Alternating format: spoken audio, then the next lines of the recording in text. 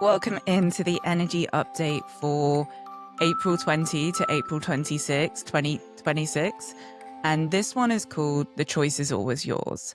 I'm going to get straight into things today because there is so much to say. And I really just want to start by reassuring you. There is a lot of scary astrology around right now, or scary energy readings, mainly about Uranus moving into Gemini. And I'm going to give you both perspectives here.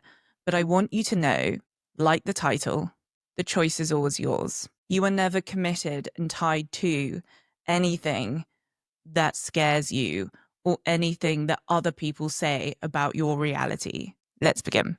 Today, I want to talk about the timelines. This is in the update as well.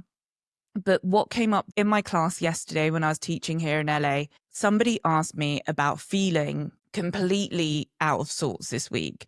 Their nervous system was really dysregulated and they felt like they got hit by a wave and then were in the wash all week. You know that feeling when you get knocked over by a wave and you can't find your footing and it's so fast and you're just being washed ashore, and every time you come up for air, you get knocked back down again. That for me is the feeling of timelines crashing. Now, Uranus changing signs this week. It's the first time that it's going to be in Gemini since 1942.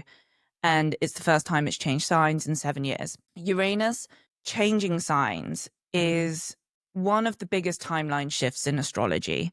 The last 7 years of Uranus and Taurus were restructuring what we value, what we own, what feels stable. How true does that feel when you think about COVID and how much that changed your value system? How much it changed what we valued around us, how important those pods were in 2020, how much more valuable your human connection was. And I really ask you to bear that in mind as AI becomes such a prevalent part of our day-to-day. That chapter, Uranus and Taurus, is closing. And when a chapter closes that fast and that big, the timelines that were running inside it, the ones that didn't quite complete, the ones you almost took, the ones others took without you. I think that's a big feeling that we all feel. They don't disappear. They brush past you on the way out. That's the idea of parallel timelines, where you can remember what's happening over there, even though technically you've not lived it in this one. That is definitely what my student felt yesterday when she was talking to me. That was her experience. These timeline crashes, they are not random. They're showing you contrast. The timeline brushing past you is information. It's showing you what you're not choosing. And this allows you to get clearer. This does create clarity. You don't need to grieve what's shooting by over there, what's leaving, what may not even, that could just be a timeline that just gently dissolves over there. You just need to notice and keep choosing forward. And I want to reassure you again, like I feel this whole podcast today, this whole energy update is full of reassurance. Nothing is wrong. You are not wrong. You haven't picked wrong. Something scary is not coming for you. There are scary things in the world, for sure, but there always have been. However, if today you have a roof over your head, you have food to eat, you're doing okay. You're currently in your highest timeline. But could you be in a higher one? Could you keep choosing something better? That is definitely what this timeline and what this whole week is about. We'll get into that in the update, but I just want to keep telling you that you're okay, that everything can continue to be okay, and that for today, let's not even worry about the continuation. Let's just keep choosing good, keep choosing the highest timeline today, because that's really the only thing that we have power over. You would have heard me a few weeks ago talk about how I manage my anxiety. And I say, how good can it get? Well, if it could get that good, why am I worrying about it? I also said on another podcast, I was worrying about money. And then all of a sudden, money dropped in, clients dropped in that I wasn't expecting. And I had spent maybe 3 hours worrying and catastrophizing before that happened. And I know I'm a breathwork teacher. I'm meant to not feel like this, but there is so much energy in the world. It's really difficult not to choose those lower ebbs, to not choose the timeline where things don't work out. It is an active choice, and the decision is yours. Keep choosing the highest timeline for you and for the greatest good of all. Before we get into the update, I just wanted to jump in and say thank you so much. This community has grown so much in the last 2 months and really just in the last 2 weeks. Please keep dropping your comments in. I do reply to everyone, just maybe not on the day that you post them, but I do try to get back to everybody. Thank you so much for being here. Thank you so much for supporting this idea and being part of a community that wants to be a safe place to grow, progress, and take care of each other. And to make this idea of timelines crashing just a little bit easier for you, here are 4 signs. This is something that I've paid attention to when I've been talking to friends and clients, and they've been talking about this idea of timelines crashing.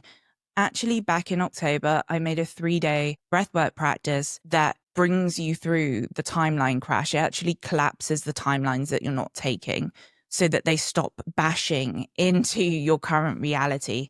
So based on those breathworks, the things that my clients were saying, things my friends were saying, these were the 4 signs that I noticed.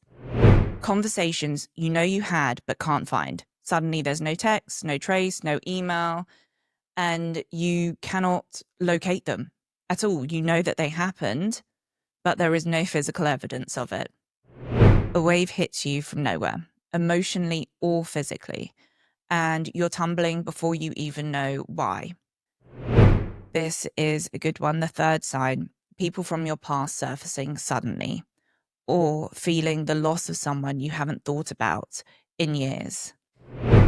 A feeling of double vision in your own life, like 2 versions of the story are running at once, and you're watching both.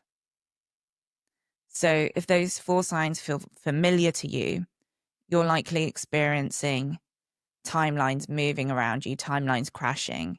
Best thing you can do, choose every day for your highest timeline. You always have a choice, and take care of your nervous system. I'm always going to advocate for breath work, but there's yoga, there's time in nature, anything that slows you down. And this is the perfect season for it, Taurus season. And I have a Taurus season breath work dropping in the membership tomorrow, Monday. So the NG update, the choice is always yours. Last week, the title was The Painful End or The Beautiful Beginning. This week, you still have 2 choices. Again. But this time, it's a tale of 2 timelines. The one where everything works out, and the one where it all works out for something or someone else you cannot see. This week, you will hear people talk about scary energy, about how things are heavy and will continue to be heavy. And I want you to know, you have a choice. This isn't about denying what's happening in the world. It's about choosing while we can. I don't know what is around the corner, and I am grateful for that.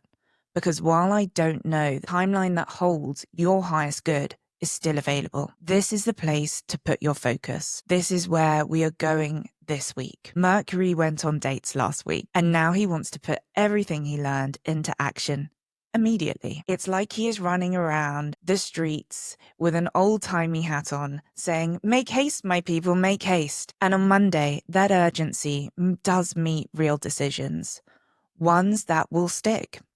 Even if that feels daunting, remember you are being held by both Aries fire, bold, initiating, courageous, and Taurus, steady, firm, and abundant. In this combination, the only one doubting you is you. Then comes the conversation I can't stop thinking about.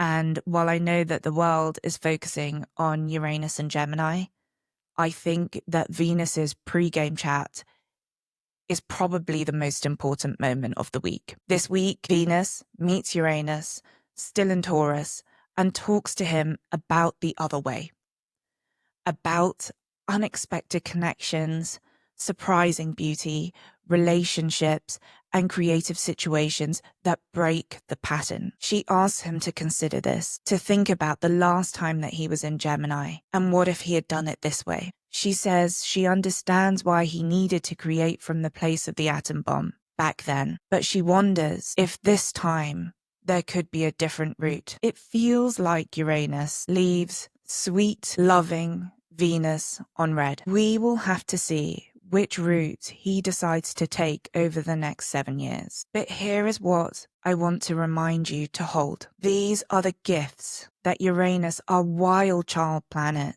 our outlier, brings when he moves into busy, communicative, and brilliant Gemini. The way we communicate gets completely rewired. Breakthroughs in how we learn and process information. Flashes of genius that come from nowhere. Eureka moments. Unexpected connections between people and ideas. Technology accelerating, especially around language and the mind. That sounds exciting to me.